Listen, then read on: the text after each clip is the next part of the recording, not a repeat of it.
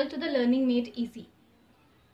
पिछले लेक्चर्स में हमने चैप्टर रिप्रोडक्शन के रिलेटेड कुछ इंपॉर्टेंट टर्म्स डिस्कस करी थी और आज हम लोग चैप्टर रिप्रोडक्शन में एसेक्सुअल रिप्रोडक्शन को डिटेल में पढ़ने के लिए जा रहे हैं। तो आज के इस लेक्चर में हम कौन कौन सी चीजें डिस्कस करने वाले हैं। First of all we will discuss about some important characteristics of the asexual reproduction. Asexual reproduction के कुछ इंपॉर्टेंट कैरेक्टरिस्टिक्स डिस्कस करेंगे, प्लस इसके डिफरेंट टाइप्स देखेंगे जिसकी हेल्प से जो ऑर्गेनिजम्स हैं वो रिप्रोड्यूस कर सकते हैं। तो चलिए स्टार्ट करते हैं। इसके कैरेक्टरिस्टिक्स से मैं स्टार्ट करूंगी। सो सी, सबसे पहली चीज जो एसेक्सुअल रिप्रोडक्शन है वो होती क्या है। जैसे कि मैंने प्रीवियस लेक्चर में आपको बताया था, asexual reproduction is the uniparental reproduction. Okay, it is uniparental reproduction. Now, why it is uniparental reproduction? Because only single parent is involved in the asexual reproduction. सिर्फ सिंगल पैरेंट की जरूरत पड़ती है। Okay, now second thing, आप देखिए यहाँ पर word A है। Okay, and the word A represents the absence. इसका मतलब यहाँ पे कुछ तो एब्सेंट है। Now what is absent in the asexual reproduction? So fusion of gametes. Asexual reproduction में गैमीट्स का फ्यूजन नहीं होता है। Why there is no fusion of gametes? Because asexual reproduction में गैमीट्स फॉर्मेशन नहीं होती है, और अगर गैमीट्स बनेंगे नहीं तो उनका फ्यूजन भी नहीं होगा।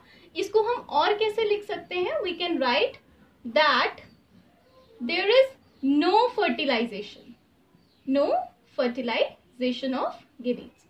Okay, now the third thing that I need to tell you about the asexual reproduction is, asexual reproduction में जो न्यू इंडिविजुअल्स बनते हैं, ओके, जो न्यू इंडिविजुअल्स बनते हैं एसेक्सुअल रिप्रोडक्शन में, they are the exact copies of their parents. They are the exact copies of their parents. जो new individuals बनते हैं वो पूरे अपने पेरेंट्स की तरह दिखते हैं। यस, जेनेटिकली भी और मॉर्फोलॉजिकली भी। जो न्यू इंडिविजुअल्स बनते हैं वो जेनेटिकली एंड मॉर्फोलॉजिकली अपने पेरेंट्स की तरह दिखते हैं। अब ऐसे इंडिविजुअल्स को क्या नाम दे दिया जाता है? क्लोन का। So what is a clone? The new individuals formed in the sexual reproduction that are genetically and morphologically similar to their parents are called as clones. उनको हम क्या बोलते हैं? क्लोन्स बोलते हैं। तो ये कुछ कैरेक्टरिस्टिक्स हैं एसेक्सुअल रिप्रोडक्शन के। आई होप आपको समझ में आ रहा होगा। Now the another one. अब देखिए, यहाँ पर गैमीट्स का फ्यूजन नहीं हो रहा है। अगर गैमीट्स का फ्यूजन नहीं हो रहा है तो इसका मतलब जो न्यू इंडिविजुअल्स बनेंगे उनमें कोई वेरिएशन नहीं आएगी, कोई भी वेरिएशन नहीं आएगी। सो एसेक्सुअल रिप्रोडक्शन में there is no variation. Okay, there is no variation. और जिस चीज में वेरिएशन नहीं आती है वो चीज एवोल्यूशन को भी कंट्रीब्यूट नहीं करती है। So it means asexual reproduction do not contributes in evolution. Why don't contributes in evolution? क्योंकि कोई वेरिएशन नहीं आ रही है, कोई चेंज ही नहीं आ रहा है। जो न्यू इंडिविजुअल्स हैं वो अपने पेरेंट्स की तरह ही दिख रहे हैं, कोई चेंज नहीं आ रहा है। Therefore, it do not contributes in the evolution. Now the last point is, जो asexual reproduction है, it is mitotic cell division. Okay, it is the mitotic cell division. Now why it is mitotic cell division?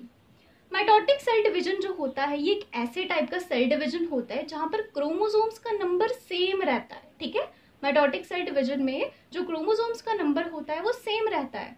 अब देखिए, gametes का fusion नहीं हो रहा है because gametes बन नहीं रहे थे।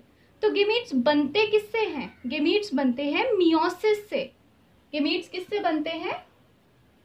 मियोसिस से। मियोसिस एक ऐसे टाइप का सेल डिवीजन होता है जहां पे क्रोमोसोम्स का नंबर हो जाता है हाफ।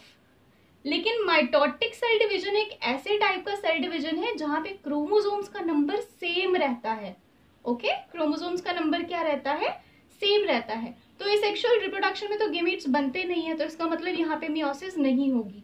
और अगर मियोसिस नहीं होगी तो क्या होगा? There will be mitotic cell division. तो आई होप आपको एसेक्सुअल रिप्रोडक्शन के जो कैरेक्टरिस्टिक्स हैं वो क्लियर है। एक बार समरी देख लेते हैं। First of all, it is uniparental reproduction. because only single parent is involved. Second, there is no fusion of gametes because no gametes are formed. Third, जो new individuals बनते हैं they are the exact copies of their parents. और ऐसे new individuals जो genetically and morphologically parents की तरह हो उन्हें बोला जाता है क्लोन. कोई वेरिएशन नहीं होती है, और अगर वेरिएशन नहीं होती है तो वो एवोल्यूशन में भी कंट्रीब्यूट नहीं करता है. It is the mitotic cell division. क्यों? क्योंकि यहाँ पे क्रोमोसोम्स का नंबर क्या रहता है? सेम रहता है. So now we will discuss about the different types of asexual reproduction. So now coming to the types of asexual reproduction, there are 5 main types of asexual reproduction. First we have fission, second we have budding, third we have fragmentation, fourth we have vegetative propagation, and at last we have the sporogenesis. अब एक एक करके हम सबको discuss करेंगे. Fission के अंदर हम लोग दो टाइप्स की फिजन पढ़ेंगे. First we have the binary fission.